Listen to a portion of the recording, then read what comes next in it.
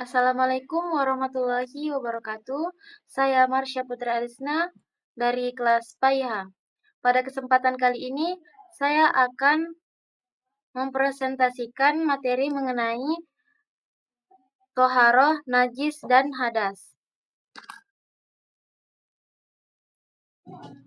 Nah, yang pertama yaitu latar belakang. Islam adalah agama yang sangat memperhatikan kebersihan dan kesucian, baik lahir maupun batin. Toharo atau bersuci merupakan hal yang mendasar dalam kehidupan seorang muslim, terutama dalam melaksanakan ibadah. Banyak ibadah dalam Islam seperti sholat, tawaf, dan membaca Al-Quran mensyaratkan pelakunya dalam keadaan suci. Pemahaman yang baik tentang najis dan hadas sangat penting agar tidak salah dalam praktik ibadah sehari-hari. Oleh karena itu, pembelajaran mengenai toharo, najis, dan hadas sangat perlu dipahami sejak dini. Nah, dengan presentasi ini, kita semua diharapkan dapat memahami arti dan pentingnya toharo dalam Islam secara jelas.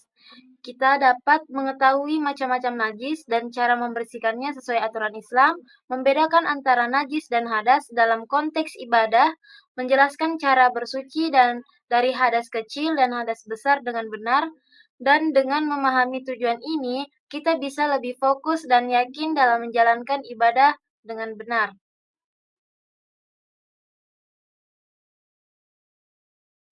Nah, yang pertama yaitu pengertian toharo. Toharo berarti bersih atau suci, yaitu membersihkan diri dari najis, dari kotoran fisik, dan hadas dari keadaan tidak suci, agar ibadah kita sah. Bersuci dapat dilakukan dengan air, tayamum, menggunakan debu suci, atau alat lain sesuai syariat Islam. Allah Subhanahu wa Ta'ala berfirman, "Sesungguhnya Allah menyukai orang-orang yang tobat dan orang-orang yang mensucikan." Ini menunjukkan betapa pentingnya kita untuk menjaga kesucian kita dalam Islam dan beribadah. Nah, selanjutnya yaitu macam-macam najis. Najis ini terbagi menjadi 3 jenis, yaitu yang pertama najis berat, mughalazah, contohnya air liur, kencing, dan kotoran anjing, serta babi. Cara mensucikannya yaitu dicuci 7 kali, salah satunya dengan air tercampur tanah. Yang kedua yaitu najis sedang, mutawasita. Contohnya darah, nanah, kotoran manusia, dan arak. Cara mensucikannya yaitu dicuci sampai hilang bau, warna, dan rasa najis. Yang ketiga yaitu najis ringan, yaitu mukhaffafa. Contohnya air kencing bayi yang hanya minum ASI, dan cara mensucikannya itu cukup disiram air pada bagian yang terkena najis. Nah, dengan kita memahami jenis-jenis najis ini, dapat membantu kita menjaga kebersihan diri dari lingkungan. Kemudian yang kedua yaitu pengertian hadas. Hadas adalah keadaan tidak suci yang tidak terlihat secara fisik, tetapi menghalangi kita untuk melaksanakan ibadah sampai kita bersuci. Nah, yang pertama yaitu ada hadas kecil, disebabkan oleh buang air kecil atau besar, kentut, tidur nyenyak, atau hilang akal. Cara bersucinya yaitu dengan air wudhu. Kemudian hadas besar disebabkan oleh bersetubuh, keluar mani, haid, atau nifas. Cara bersucinya yaitu dengan mandi wajib atau junub.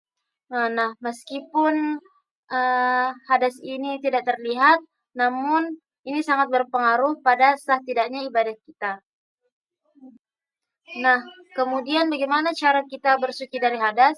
Nah, untuk menghilangkan hadas, cara yang benar yaitu yang pertama wudhu. Untuk hadas kecil. Yang pertama itu kita niat membasuh wajah, kemudian kedua kita membasuh sampai tangan sampai siku, kemudian mengusap kepala, sebagian kepala, kemudian kita membasuh kedua kaki sampai mata kaki secara berurutan. Kemudian cara bersuci dari hadas besar yaitu dengan mandi wajib.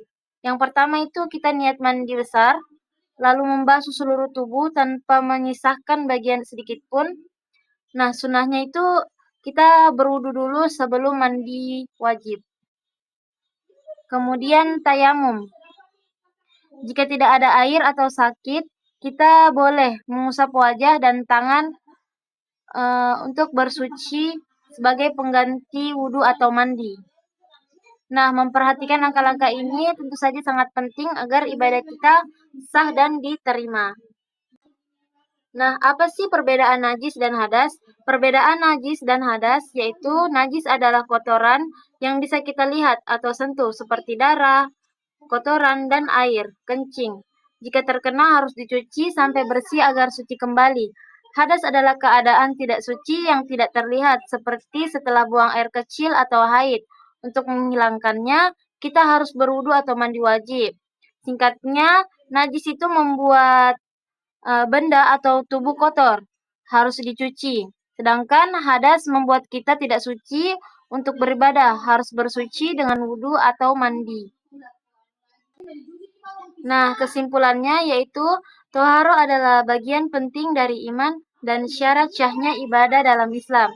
Najis harus dibersihkan dengan mencuci, sedangkan hadas harus dihilangkan dengan bersuci seperti wudhu atau mandi wajib.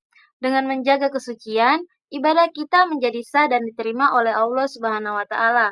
Semoga ilmu ini bermanfaat dan kita bisa selalu menjaga kebersihan dan kesucian dalam kehidupan sehari-hari. Sekian dari presentasi saya. Apabila ada salah kata, saya mohon maaf. Wabillahi taufik wal hidayah. Wassalamualaikum warahmatullahi wabarakatuh. Terima kasih.